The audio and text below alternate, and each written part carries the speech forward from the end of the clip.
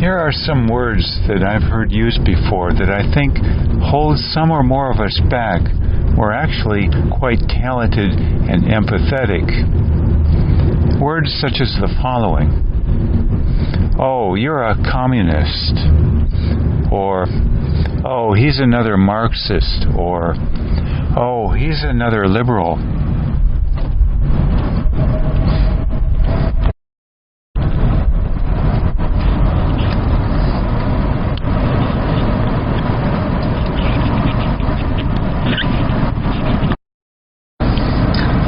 They might even want to use the term in combination. Oh, he's a commie, pinko, fag, or whatever. Yes, he's gay. He's a faggot. And not to mince words. Or the people might be told entirely without foundation, or even if somewhat with foundation, still, on the whole, the person doing a lot more good than harm, that so-and-so is full of it, or that they're arrogant, or narcissistic, or even grandiose, or even manic, so to speak. The phrase might be tossed out. Or it might be said, too, who are you to talk? Especially if you have less money than they do, or maybe you're not married and they are, or you're not pursuing sexuality in the manner that they say you should, or some religious scriptures say you should. Or it might be said you're a wingnut, or you're a loose cannon. Or as has been said to some, even graduating from Harvard University, that you sold out on them, or you sold out on your class, your social class, if you will. Or that you turned your back on us.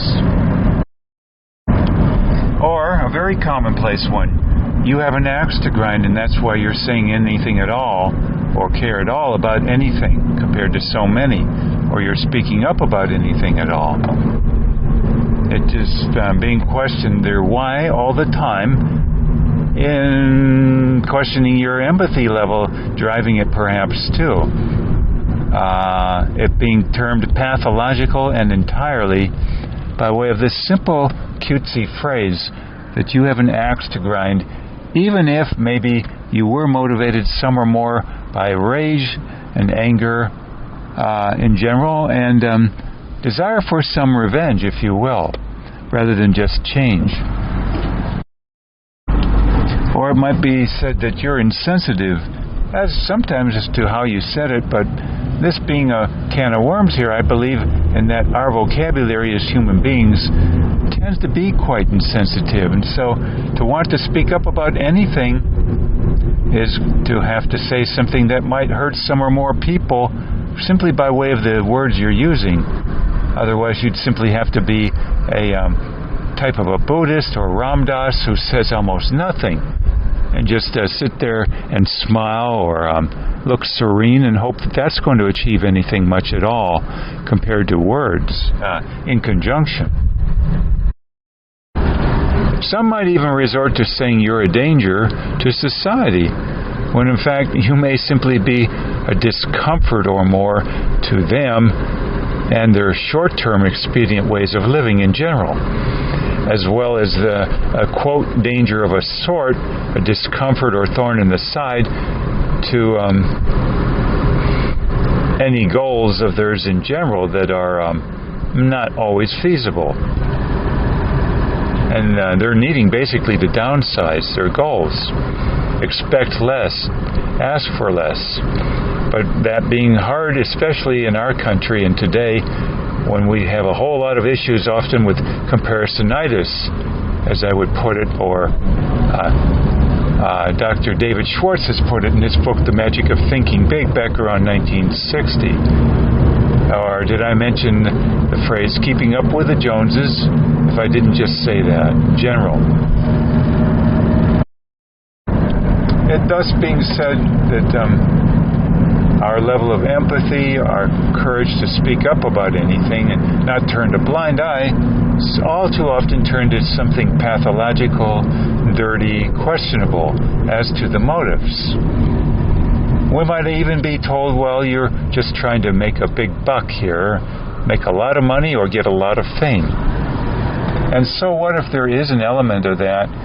Can what you're be doing also be a thorn in the side to help grow, even to the extent of keeping society from a meltdown in terms of a civil war or nuclear war or invasion, often out of rage of some sort. And of course there's the ubiquitous, you have nothing to say because you're not a trained professional, as evidenced by having a PhD, master's degree at least, or MD, medical degree. So who are you to say anything? You're not trained. I'd finish off with a criticism leveled by two people who were promoting medical treatment of a conventional nature rather than alternative nature when they were talking about Deepak Chopra. And this is my final little spiel here then, that amongst other things, he was criticized by the two writers that he had too much money, so he was driven simply by making a pile of money and was compromising what he said as part of getting that money. And secondly, it being said that he was drawing in a lot of people, arguably, because he was, quote, charismatic. And it not being differentiated as to whether charisma or the ability to draw people in on an emotional basis is because you treat them very well with lots of respect thus, and maybe a certain calmness of manner and lack of duplicity and empathy. And in general, the best words in town, too, to convey respect. As opposed to the kind of charisma, if you will, that draws people in by your emotional component and words that's based on manipulation. In part, sometimes due to a huge chronic smile being used and a certain over-certainty in how you deliver things in general, and maybe a very sped-up rate of speech also. And a certain overemphasis on use of hand gestures and such to have what they call flamboyant presentation in general. Kind of like a strutting peacock, if you will, the phrase comes to mind. This then are my thoughts on this matter of certain phrases we all too often are told that can really hang us up for a very questionable means of use by them. These need to be decoded in our mind, and I would say finally that I like the words of Elaine de Botton, Dr. Elaine de Botton from the School of Life he heads up in England, who says we're a mix of pluses and minuses anyway. So, you know, and so what do we expect of anyone else? I mean, if they have a plus, they probably have a minus, so why are we focusing only on their minuses and not saying that you're never going to have a plus put out there that can be helpful without a minus attached to it? That's straight pharmaceutical theory 101, where drugs are prescribed after being created and tested because they're supposed to have the best bang for the buck in terms of performance and cost with the lowest side effect profile. There being no such thing as a pill that has only upsides and no downsides. So why would we expect it to be any different about people and what they convey? Not to mention that we can learn a lot from what people convey that is manipulative in a sense and sometimes off kilter. Bad premises involved or more. We learn a lot from how people do things that aren't so helpful and why, and how we interpret the whole bailiwick, and how we don't maybe want to do the same thing ourselves.